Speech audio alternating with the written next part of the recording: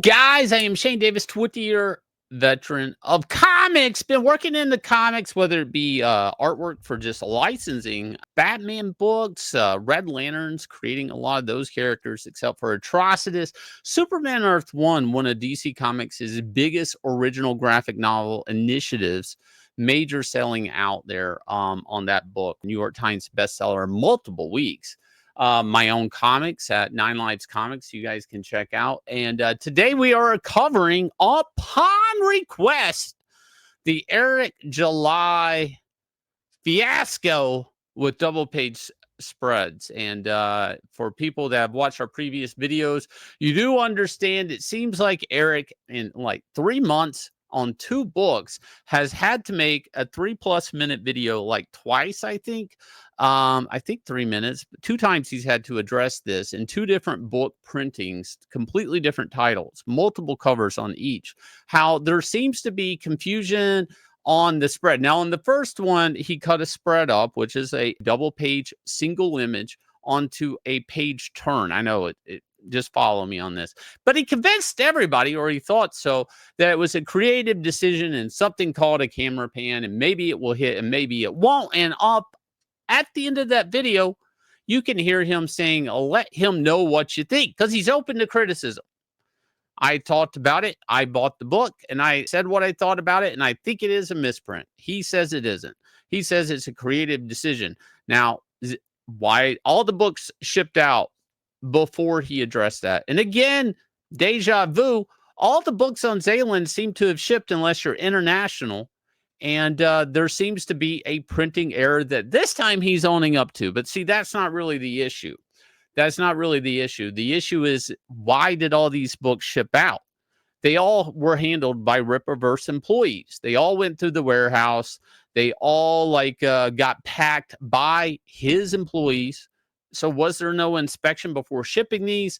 There was a moment in time there where you could either hit the brakes, get it reprinted, and ship corrected versions out using your customers' shipping money, or you could hit the gas and just get these things out the door no matter how they're printed. If you acknowledge there's an error, then why are you shipping a book with an error? To be on time, I guess. But are you replacing this book? And we're going to talk about that a little bit. But before we do, if you guys will hit like, subscribe, ring the bell for notification, all of that jazz. And also consider going out here and signing up for Anatomic on 9 Lives Comics. You will get a lenticular card once we go live with this campaign, and be up to date with the date we're going live. We're getting the covers together on this, and this is the next big hit coming at you for 9 Lives Comics. Now, Yanzi has a bit here we pulled together addressing this. So after the whole Zealand fiasco, where Eric is like, yeah, it's misprinted, there's a bit of mirror bleed issues, but don't worry, we're reprinting. And suddenly, the heavens opened up for him and gave him this blessing and showed him that, aha, the big 3, Image Comics, also had a misprint. Oh no. And Eric's treating it like, oh, ironic. How dare you people complain about me having misprints? And then let's put an image in everybody's head. The clouds broke and a beam of light shone down in front of Eric July. And Image Comics printed a book that's missing a couple of pages. But see, this is the thing that Eric doesn't get. There is a normal publishing practice, and he should get beefed up on this because he is a publisher. That's the very least he is. He is a publisher. And that doesn't mean printer. That means a publisher. The normal practice is they reissue the book. They ask you to destroy the bad batch. If you have the book, rip the cover off. You don't have to mail it back. Just rip the cover off. Maybe mail back the covers, whatever. You don't have to mail back the whole book. That's a waste. Just destroy them, and we're sending you new ones. And in this case, I think Image is just saying, destroy them. We're requesting you destroy them, please. And we're sending new ones, period. And this isn't like a new practice in comics, actually. This is pretty common. And you can just do a little bit of Googling, and you will see tons of recalled comics. And there's 15 here on this list, including Star Wars, Superman, a lot of things. And there's numerous reasons this happens. Sometimes it's not a misprint, like in the case of that Superman issue. They were holding bottles of beer, and Paul Levitz didn't like the way it looked, and somehow it seeped through the chain of command up there, that Superman would be holding a bottle of beer with Pa Kent. So Paul said, destroy all those issues and reissue the whole run. Now, they ask retailers to destroy them, but they don't. That these things become usually highly collectible because once it's out of the Diamond's hands or even in the customer's hands, you can't really control if these issues get destroyed or not. It's up to the person holding them. In the case that Eric is saying you guys have a highly collectible issue because it's a misprint is a misconception, and it's a bold-faced lie. He would have to ask everybody to destroy those issues and incentivize you to destroy them to get a collected version. So, you would actually destroy these issues. There is actually no reason for anybody to destroy their Zalen issues right now. He's not asking you to. So it's not going to be highly collectible. So you have to understand these initial print runs, say with the beer bottle, right? The retailers start yanking the covers off of them and they're getting new ones. So like, let's say if that was a 80,000, let's just use round numbers, 100,000 copy print run, which it wasn't. But let's just say it was 100,000 copy Jeff Johns Superman print run with Gary Frank. Now it's maybe, let's say, I don't know, 60% of the retailers that went along with it. 60% of the copies got destroyed. So now that 100,000 copy print run just, consolidated to 40,000 copies. Now, how many of those copies are in good condition, 9.8s and stuff like that? Then it becomes highly collectible. That's how the misprints are a big thing. Now, there's two things here I want everybody to understand, because we're in the business of doing this ourselves. We crowdfund and then we ship out our books. Correct, Yanzi?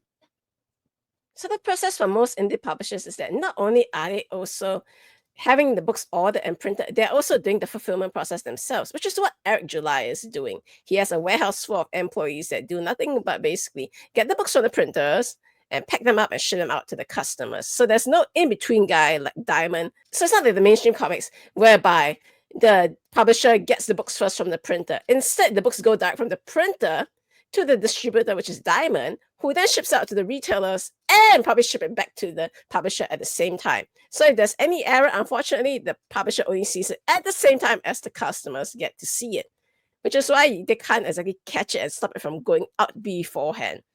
Right. So how a comic becomes valuable is when they tell them, okay, you gotta destroy it, but not only destroy it, we replace it with so-called the correct edition. So then the market becomes a bit more flooded with the correct edition. The incorrect edition becomes a rarity, you see. And that's how you get a valuable collectible. And use this other example. Imagine Hasbro put 1 million Darth Vaders in Yoda boxes. It's not valuable anymore because there are like 1 million of them out there. If there's maybe one, then it's valuable. You get what I'm trying to say? You can't just have too many of that thing. Imagine, in Eric July's case, though, it gets a bit more complicated. So he has explained over here that, we're going to reprint the books. But wait, not all the books. We're only reprinting cover D of our Zalian run, which means that covers A, B, and C will not be reprinted. Ergo, A, B, and C's are considered misprints with no collectible value because there's no correct edition to replace it with. It's just an error run through and through.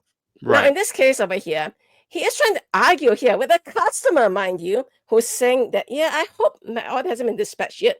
I want to get the reprinted edition where it's resolved, And because I live in the UK, there's no chance of doing returns. And Eric says, all orders remain as they are, unless you want the refund. So you can actually contact them and say, I know you said there's a mistake, but I want you to stop shipping me the mistakes.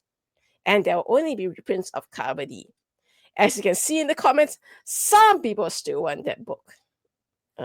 Yeah, well, and that's a tactic he's doing here is he's leveraging the few people that are happy, the diehards, against the actual customers all around the world that are saying, this is a bad look. Please don't do this, Eric. Please cancel my order. Don't ship that stuff.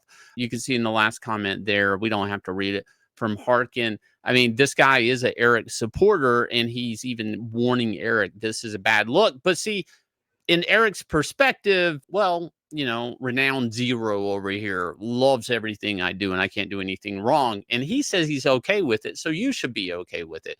I really want to stick the landing on this is the reason Marvel, the big dogs, if you will, they just go ahead and reissue these reprints is because it's the price of doing business. The price of doing business is nobody's perfect. You're going to make a mistake. A mistake will come in. Hell, our first run of Inglorious Rex was all misprinted. We had about 3.5 pallets worth of books I had to destroy, but it was not an error on my end. The printer had to reprint the whole order because they had messed up on their end. And I was left having to destroy all these books. They wouldn't even pick them up because they're worthless. So why this happened is actually, and I said on a previous video, it's on Eric's end, just like the Blood Ruth was. They're two in the same situation. The only difference here is he's owning up that this is a mistake, whereas the other one, he tried to Jedi mind trick everybody that was a creative choice. In both cases, though, there's something very sinister, in my opinion, and that's the fact that his employees have handled these books and decided to ship them all out. You as a customer, if you buy from us, if you buy from him, chances are you buy anything online, you're paying for shipping unless you got like Amazon Prime. So he, as a company, his company is making a decision to ship out all these books using customer shipping money for what he acknowledges in a video is a misprinted book. And this is getting lost in his muddy trans. And today he'll grabbing like an Image Comics situation and trying to use that as a gotcha on everybody. Nobody ever said books don't misprint. They don't misprint from Marvel and DC. What Eric doesn't understand, and if anybody gets this video to him, Eric, misprints happen. It's the way you handle them as a publisher that says everything about your business.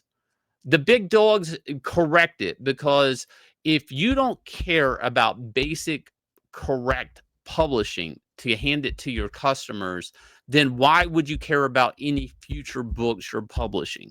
Yes, it sucks to get runs reprinted. And yes, these are the big dogs, but the little dogs have to do it too. Because if you don't care to get it right, will you ever care to get it right? At some point, people have to learn to walk before they can run. And I feel like Eric's main goal right now is to try to outperform as his sales are dwindling, to outperform everybody's productivity and use that as a gotcha because everything with the Rippaverse has been a gotcha. Our books are already done, although we look like we're crowdfunding. That's a gotcha. And now we're just putting out more books a year than you. That's the next gotcha. Now, are the pages even right? Are the 3D assets and stuff? Like all these questions keep coming up. And it's a big black eye, I think, on the crowdfunding community. And it shouldn't be because he's not crowdfunding. He just looks like he's crowdfunding. And a lot of people are starting to call it out, and it's being met with a lot of resistance, gaslighting, attacks by his zealots, if you will. And it's just completely unfortunate. I don't know how many Rippaverse customers have talked to me either at cons or whatever, and they just quietly walk away. They're not going to announce they're walking away because they don't want to get attacked on the way out. So, because that's what happens. You get attacked online. We had people saying we have holes in our t-shirts and they couldn't even place the right t-shirt with the right campaign. And obviously they weren't a backer. It's just how they handle business. I'm literally quoting the guy saying this is a misprint. My question is why did you choose to ship this stuff out? Well, there And certainly are some people who have opinions about how it's being handled. For example, here, Dark Shadow Logan, obviously hiding behind a pseudonym to avoid being attacked by the Rippaverse attack dog, says, "What Eric did was very unprofessional. Books should have been inspected before shipping one book. As an ex-comics retailer, it was very rare to get misprint books from the big three. Biggest error book I remember was Venom #1, Lethal Protector, black cover. Marvel just randomly shipped them." So, yes, see, even people are saying, well, the issue is not that they're misprints. The issue is how they handle it. Misprints are a fact of life, okay? Books are going to be misprinted, depending not just only on the publisher, but also on the printer. So there are multiple areas where it can fail. The problem is when you get the book in your hand, do you, as the publisher, just make the effort to crack it open? You don't even have to read through it because you probably, God knows you're the publisher, you probably read like 20, 30 times already, right? You can open it up, at least make sure everything is in order, you know, nothing printed in mirror or something like that. And then before you say, okay, guys, ship it out.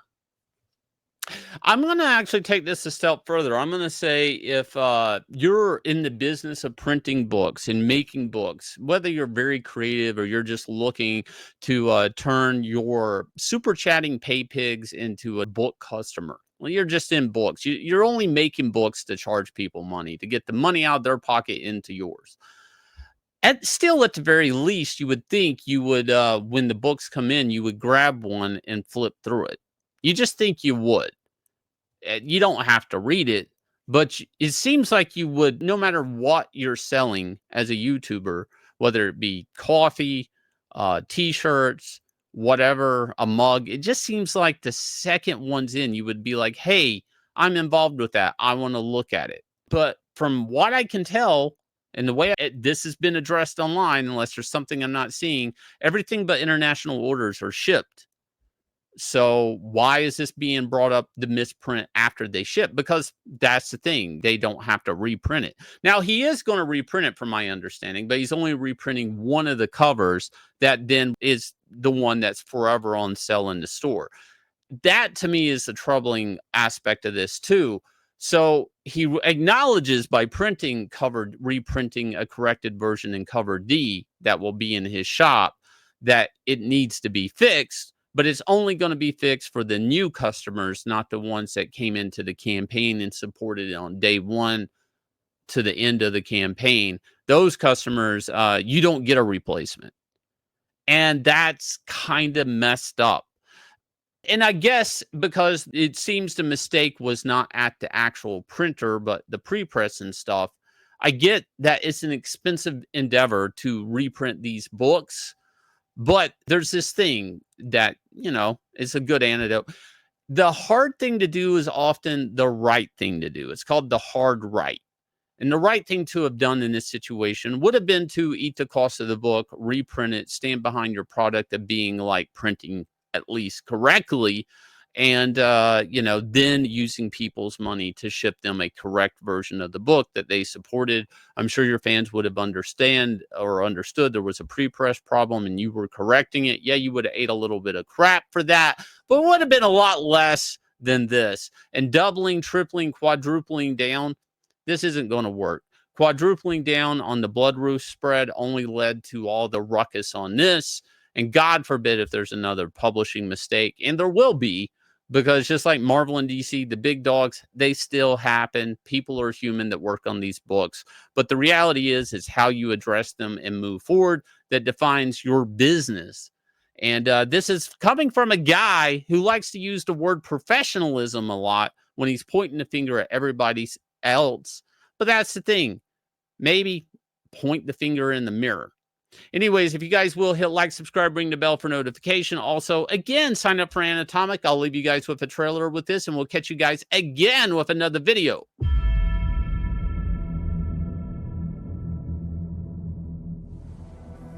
If fighting was a god, I would worship him. I would bow to him. I would pray for victory.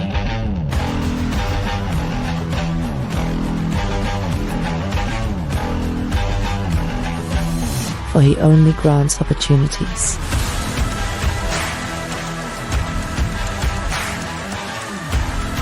But behind every god lurks a devil. And the devil wants me to take a dive. My name is Anatomic.